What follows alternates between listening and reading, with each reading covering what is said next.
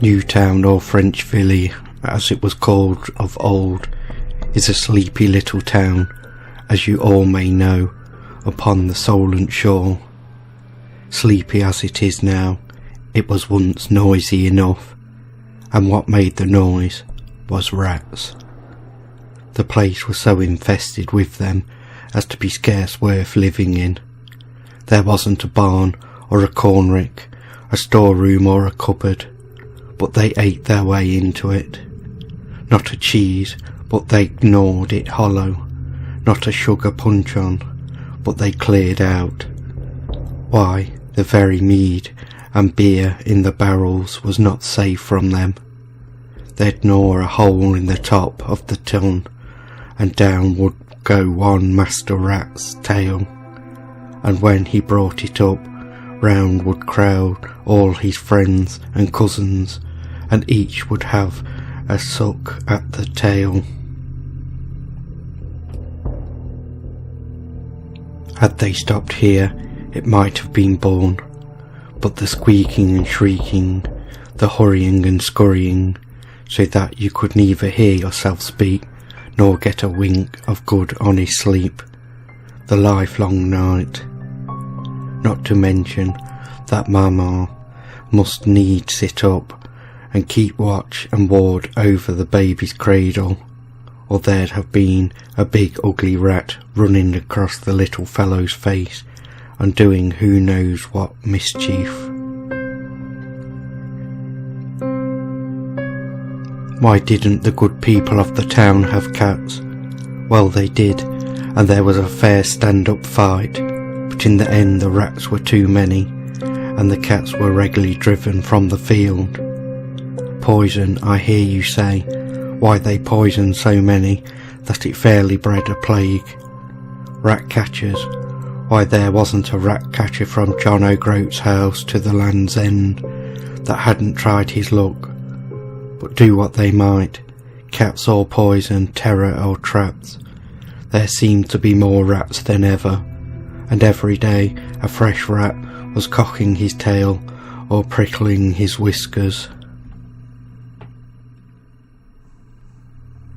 The mayor and the town council were at their wits' end, as they were sitting one day in the town hall, racking their poor brains and bewailing their hard fate. Who should run in but the town beadle? "Please, your honour," says he, "here is a very queer fellow come to town.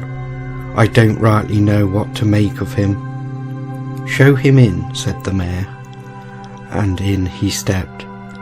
A queer fellow, truly, for there wasn't a colour of the rainbow, but you might find it in some corner of a dress, that he was tall and thin, and had keen, piercing eyes.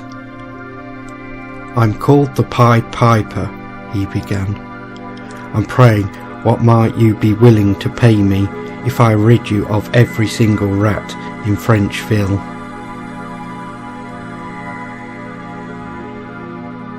Well, much as they feared the rats, they feared parting with their money more, and fain would they have higgled and haggled, but the piper was not a man to stand nonsense, and the upshot was that £50 were promised him, and it meant a lot of money in those days.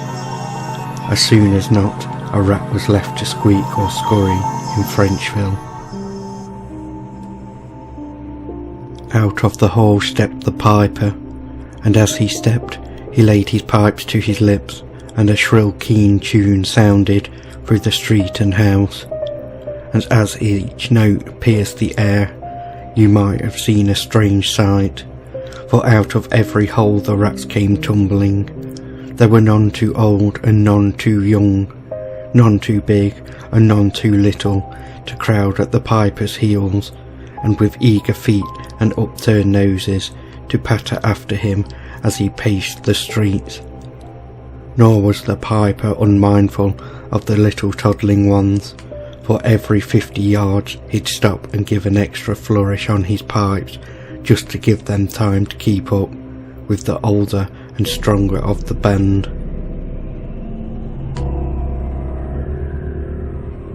Up Silver Street he went, and down Gold Street, and at the end of Gold Street is the harbour, and the broad Solent beyond. And as he paced along, slowly and gravely, the townsfolk flocked to door and window, and many a blessing they called down upon his head.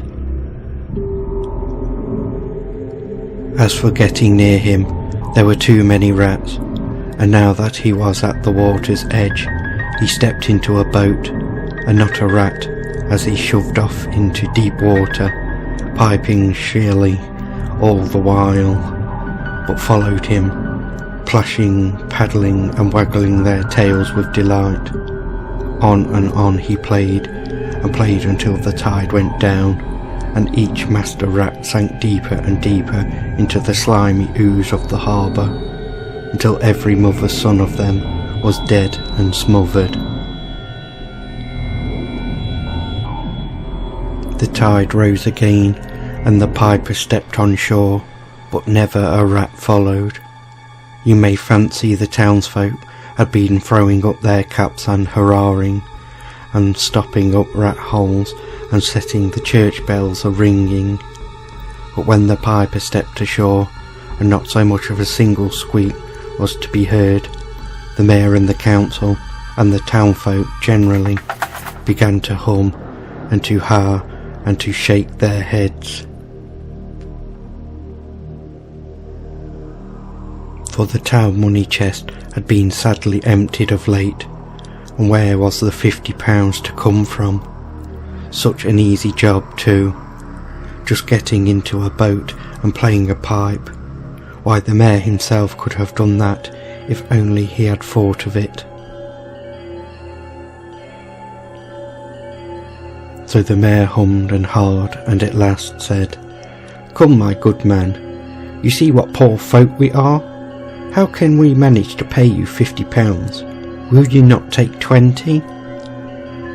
When all is said and done, 'twill be good pay for the trouble you've taken." £50 was what I bargained for, said the piper shortly, and if I were you I'd pay it quickly, for I can pipe many kinds of tunes, as folk sometimes find to their cost. Would you threaten us, you strolling vagabond? Shrieked the mayor, and at the same time he winked to the council. The rats are all dead and drowned, muttered he, and so you may do your worst, my good man, and with that he turned short upon his heels. Very well, said the piper, and he smiled a quiet smile. With that he laid his pipe to his lips afresh, but now there came forth no shrill notes, as it were, of scraping and gnawing and squeaking and scurrying, but the tune was joyous and resonant, full of happy laughter and merry play.